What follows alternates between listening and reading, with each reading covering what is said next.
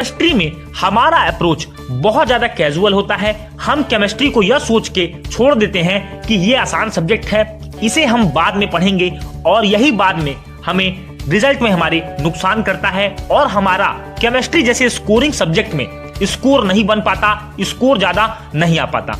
तो आज मैं आपको इस वीडियो में बहुत ही सिंप्लीफाइड तरीके से, बहुत ही सिंपल वे में यह बताने वाला हूं कि अपनी केमिस्ट्री की तैयारी कैसे करें, केमिस्ट्री सब्जेक्ट को आप कैसे स्ट्रॉन्ग करें। सबसे पहले जानिए दोस्तों, हमने जब मैथमेटिक्स की शुरुआत की, जब हम मैथमेटिक्स पढ़ते थे या हमने इंग्लिश की शुरुआत की, तो हम इंग्लिश में सबसे पहले अल्फाबेट्स का नॉलेज लेते हैं। वॉवेल्स और कॉन्सोनेंट को हम छांटते हैं कि कितने वॉवेल्स हैं, कितने कॉन्सोनेंट्स हैं, ये सारी बातें हम जानते हैं। इसी बेस पर हम अपने इंग्लिश के फंडामेंटल को तेज करते हैं। और मैं अगर मैथमेटिक्स की बात करूं तो मैथमेटिक्स में सबसे पहले हम काउंटिंग सीखते हैं, 1 से 100, प्लस माइनस, डिवीजन, मल्टीप्लिकेशन। ये फंडामेंटल 4 ऑपरेशंस हैं जिनको सीखने के बाद हम अपने मैथमेटिक्स की दोस्तों यहाँ पर बेस बनाते हैं और उसी पे हमारी फाउंडेशन, उसी पे हमारी मैथमेटिक्स की बिल्डिंग खड़ी होती है। तो केमिस्ट्री में भी इसी तरह से आपकी 3 ब्रांचेज हैं।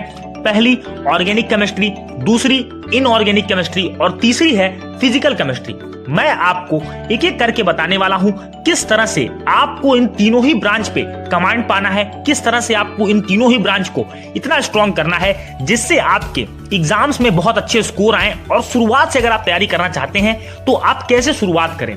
सबसे पहले केमिस्ट्री में आप जानते हैं कि एलिमेंट्स, कंपाउंड्स, रिएक्शंस, ये सारी चीजें आपके साथ होती हैं। और जैसे जैसे आपकी क्लास आपकी अप होती है वैसे वैसे ये चीजें आपके लिए थोड़ी टिपिकल हो जाती हैं। बड़े बड़े कंपाउंड्स आप देखते हैं, बड़े बड़े केमिकल रिएक्शंस आप देखते हैं, आपको मैकेनिज्म समझना होता है। तो सबसे पहले अगर आप केमिस्ट्री को पढ़ने की शुरुआत करना चाहते हैं तो आपको करना यह है, सबसे पहले आपको पीरियोडिक टेबल का नॉलेज होना चाहिए। कहने का मतलब क्या पीरियड्स होते हैं, क्या ग्रुप्स होते हैं, एटॉमिक नंबर, एटॉमिक मास, ये सारी चीजें अगर आपको याद है, अगर आप इनके बारे में जानते हैं, इलेक्ट्रॉन, प्रोटॉन, न्यूट्रॉन, कौन सी किसने डिस्कवरी की, कौन से एक्सपेरिमेंट्स हुए, ये सारी चीजें अगर आपको पता है तो आप अपनी फाउंडेशन को बहुत स्ट्रांग कर सकते हैं। अब बहुत सारे बच्चे बोलेंगे सर इनऑर्गेनिक केमिस्ट्री में हमें रिएक्शंस नहीं याद होते। तो देखिए, सबसे पहले आपको रिएक्शंस को याद करना है। छोटे रिएक्शंस को आपको समझना है कि ये रिएक्शंस कैसे हुआ, कौन सा कैटलिस्ट इसमें काम आया, कितने टेम्परेचर पर इस रिएक्शन को कराया गया,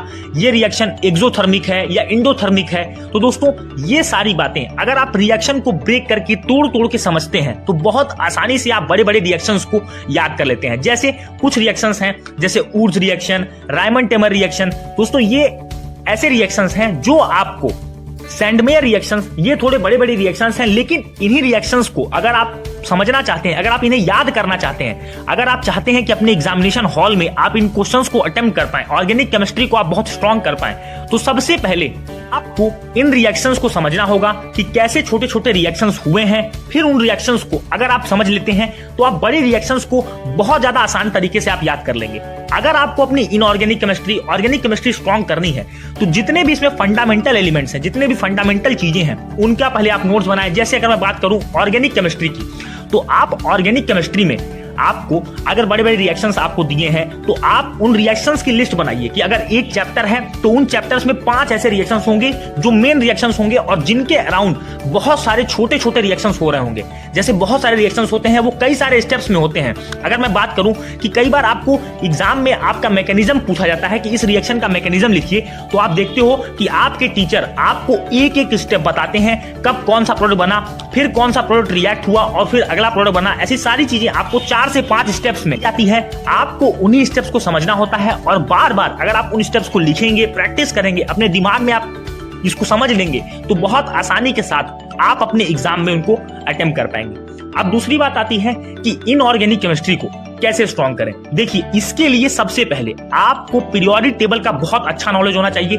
आपको यह पता होना चाहिए कौन सा एलिमेंट का एटॉमिक नंबर क्या है, एटॉमिक मास क्या है। ये सारी बातें आपके दिमाग में अगर क्लिक है, अगर आपको ये सारी बातें पता है कि कौन सा एलिमेंट एस ब्लॉक का है, कौन सा एलिमेंट पी ब्लॉक का है, कौन सा डी एंड एफ ब्लॉक का है, डी एंड एफ ब्लॉक के एलिमेंट्स कौन सी प्रॉपर्टी शो करते हैं, पी ब्लॉक के एलिमेंट्स क्या प्रॉपर्टी शो करते हैं, एस ब्लॉक के एलिमेंट क्या प्रॉपर्टी शो करते हैं। अगर आप इन सारी चीजों को जानते हैं तो बहुत आसानी के साथ आप अपनी इनऑर्गेनिक केमिस्ट्री को आप स्ट्रॉन्ग कर लेंगे।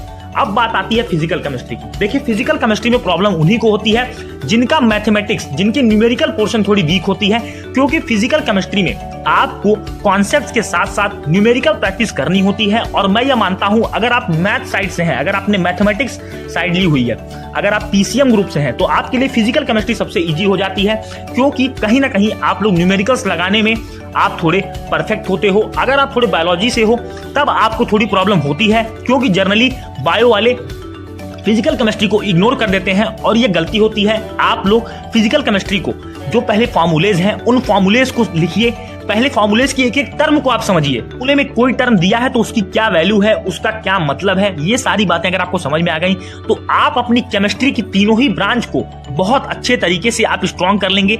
और यकीन मानिए जितना आप मैथमेटिक्स और फिजिक्स में एफर्ट लगाते हैं उसका अगर आप 70 से 80% भी केमिस्ट्री में लगाएंगे तो आपके स्कोर मैथमेटिक्स और फिजिक्स से ज्यादा केमिस्ट्री में होने वाले हैं, इस बात की मैं आपको गारंटी देता हूं। तो दोस्तों ये कुछ ऐसी टिप्स थी जिनकी मदद से आप केमिस्ट्री की तैयारी कर सकते हैं, केमिस्ट्री को स्ट्रॉन्ग कैसे बना सकते हैं, इस बात का मैंने आपका दोस्तों सोल्यूशन किया है। अगर आपको वीडियो अच्छा लगा है तो वीडियो को लाइक करना मत भूलिएगा। चैनल पर पहली बार विजिट कर रहे हैं तो चैनल को सब्सक्राइब जरूर करिए, नोटिफिकेशन को जरूर टैप करिएगा। मिलेंगे अपने अगले वीडियो में, तब तक के लिए thank you and have a wonderful day ahead.